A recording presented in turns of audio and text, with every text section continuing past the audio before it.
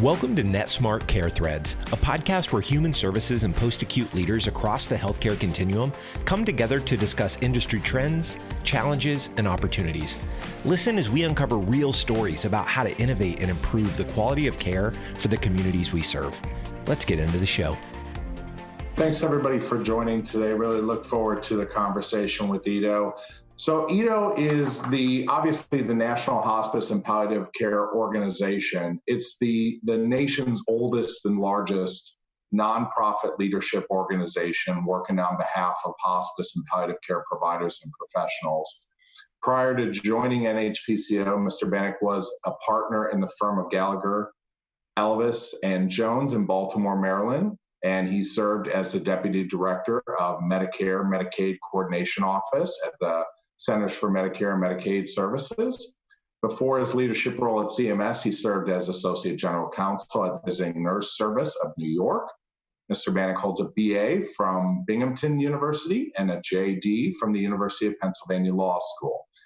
Let's get started with sort of how technology plays a role in the provisioning of care. One of the things that I just love about hospice and palliative care, and one of the things I fell in love with very early on, 17 years ago when I got started in the industry, was that it was more than just treating the physical condition of the patient and or family member. It's also dealing with psychological issues. It's dealing with emotional issues. It's dealing with spiritual issues. Such an incredible service that these individuals provide in all care settings. And so in the human touch world that we're in, that is, high touch with patients and families, how have you seen technology help with the provisioning of care in hospice and palliative care? Thank you for that. The best example, obviously, is the use of telehealth. To do the face-to-face interview, for example, used to be a face-to-face interview. And we intervened pretty early on with Congress to say, look, this is something that probably period, but especially during a pandemic, can be done virtually. And the same is true of visits themselves. So we have obviously seen an increase in the use of telehealth.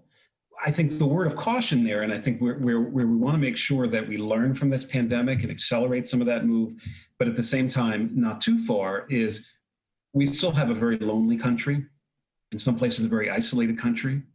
My great aunt Ruby, who just moved into an assisted living, I used to play Jeopardy with her Alexa. That didn't mean that she wasn't lonely. She still was. She still needed that human touch. So we have to make sure that we use technology appropriately, but not to replace the human touch. And that is, I think, is really the sweet spot of hospice and palliative care organizations. So when does a person actually need a human touch? Provide that human touch. And when can they do with a virtual visit? Make sure you do that. And then importantly, make sure that hospices and palliative care programs are compensated for the technology that it takes to do that. As you know, they're not always. And in fact, they're nowhere near as compensated as hospitals and other institutions are when it comes to technology. So that's something we need to improve. Are you seeing any trends? We're on the topic of providing hospice and palliative care in the long-term care community. Are you seeing trends in the transitions of care that you've seen? So patients coming from the acute care side, and have you seen technology playing a role there? Yeah, well, we are, I think, and providers are seeing more individuals go home. And I think that, this requires, and I think we get to this later, but different flows of referral patterns.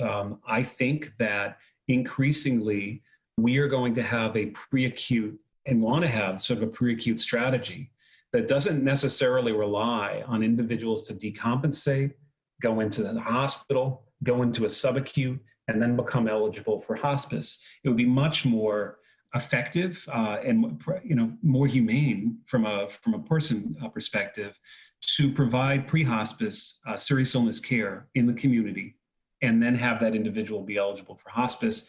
They need to go to a nursing facility or a hospital, then they should, but they shouldn't automatically go there just in order to sort of get on this conveyor belt that takes you through the end of life. That's not humane. I don't think that's what anybody wants. In what ways do you see the delivery system, evolving as we transition to our second theme here? So taking a look at the healthcare system as a whole, what ways do you think the healthcare system evolves moving forward, and what does that mean for hospice and palliative care providers? Right. So, traditionally, it's been the case that hospice has been a fee-for-service benefit, separate and apart from everything else, and really separate and apart from a lot of the changes and innovations that have been going on. For better or worse, I think hospice is going to become more integrated into the rest of the system. And there's a huge upside because more people can know about it. It can actually be a part of the overall plan of care. And there's a huge downside also because I think the rest of the healthcare system has picked up on the fact that people actually want person-centered interdisciplinary care. So we have to make sure that hospice is not supplanted. And, you see what I'm talking about, not just in the future, but actually in what's happening already. There is an announced VBID demonstration that would carve hospice into Medicare Advantage, which we think is premature and not ready to go in January of 2021, and we've made that known. There is a direct contracting demonstration that really stands for the proposition that the government's going to contract with different entities. These could be everyone from a drugstore to Walmart to Amazon to deliver all Medicare services. And so again, instead of being cut out and separate, the hospice component's going to be included in anything that entity is paid for and essentially carved in. And that's something that's worth paying attention to. So it's no longer just Medicare Advantage. It's everything that potentially could wrap hospice in. Now, the upside is that this pre-hospice population that doesn't have less than 6 months to live, but maybe has 3 years to live. Maybe we're talking about somebody with COPD or dementia. These are individuals who really can benefit from interdisciplinary person-centered care in the community, and yet we make them go through this entire rigmarole for the last 3 years of their life in order to finally get some semblance of that at the very end. If we can take some of this evolution and actually provide some of what we provide for a couple days or a couple weeks for a much longer time, it's going to bring costs down, it's going to bring quality up, and it's going to bring satisfaction up as well. And it's something we're excited about. And this goes back to basically the payment systems evolving of the Medicare Advantage carve-ins, is that the patient would not possibly be getting the choice and possibly be stuck with a hospice that maybe doesn't provide the highest level of care, right? And so how would that be checked under these new models, or medical groups with doctors on staff and the hospice doctors not wanting to contract with other hospices? How this is going to impact everything from patient choice to quality of care to the overall hospice model. Amen. Look, I think in a perfect world, and we're not in one, a Medicare Advantage plan could actually help address some of the issues that we were just talking about. If you're in LA County and there are 500 hospices, and a lot of them are not particularly good, and the plan only contracts with the ones that are good, then maybe that's an advance. That's something we can talk about. The fact, though, is that's not how this is rolling out. And the concerns that were just articulated are my concerns as well. And I'd go one step further about patient choice. What happens when the managed care organization contracts with one entity for palliative care, which we were just talking about? There's no definition of palliative care. So what are they contracting for? Whatever, they make it up. And then a different provider for hospice. What I'm worried about is that Mrs. Smith, who's seriously ill, is going to be referred to the palliative care provider first, and she might never get to the hospice provider, even though she might be eligible for hospice. That would be not okay. That would be not legal. But I have some concerns that is what's going to happen, and we're watching that incredibly closely. And one of the things that we've highlighted for CMS, it's not just choice of hospice, it's also choice of palliative care pre-hospice. And if there's no definition of palliative care, how is a consumer to figure out what their options are or appeal if they don't get their care? So, amen. If you could offer one piece of advice to hospice providers as we weather this COVID crisis, what would that piece of advice be? Well, I've got two pieces of advice, and I think, but I think the advice should go both ways. I want to get advice as well. But I think number one, make sure that folks in your community are aware of really the heroic work that you and your staff are doing to stay safe and at the same time to go in and provide care. To me, this is a moment that, sort of is right up there with the reaction to the HIV and AIDS crisis. You had a whole country running away from something, and then you had a community running toward it and saying, how can we help? And I think that understanding within the community of that, I think is incredibly helpful. The other thing is bereavement support. COVID's going to be gone at some point. I think it's going to be a long time before it's gone.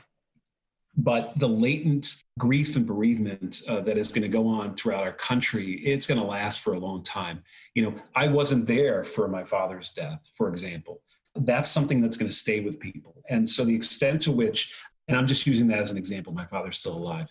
The fact is that if you provide grief and bereavement support, you should do more of it. If you don't, you should do more of it. I think that is a lot of what the community needs. And that's really going to help us advocate at a federal level to say, look, we need additional support, because look at all these things that we're doing and that we did do while this nation was really hurting. And I think it's a good investment in the future of this model of care. We'll land here. Fast forward 6 to 12 months from now. Where do hospice providers need to be most focused on? I think the most important thing is diversification. If there is an opportunity to provide, person-centered interdisciplinary care under contract with different kinds of entities, a hospital calling itself an ACO, a physician group providing a serious illness model, SIP, a Medicare Advantage plan, I think it's going to be really important for the hospices to establish those relationships, to acquire the technology that's necessary to take risk, and really to begin or to continue to live in this sort of new value-based world, because at some point it's going to be all that's left, for better or worse. And I think it's really important that if you're not in that space, to get in that space and to diversify as much as possible. And I think those who do that will be quite successful. And we're there to help. At Netsmart, we understand the challenges facing provider organizations. Our team will help you navigate changing value-based care models with solutions and services that make person-centered care a reality. We'll equip you with technology and services that provide holistic, real-time views of care histories that inform better decision-making and better outcomes. Visit us today at ntst.com. Netsmart, serving you so you can serve others. Thanks for listening to the Netsmart Care Threads podcast. Through collaboration and conversation, we can work together to make healthcare more connected than ever before and better support the communities we serve. To ensure you never miss an episode, please subscribe to the show in your favorite podcast player.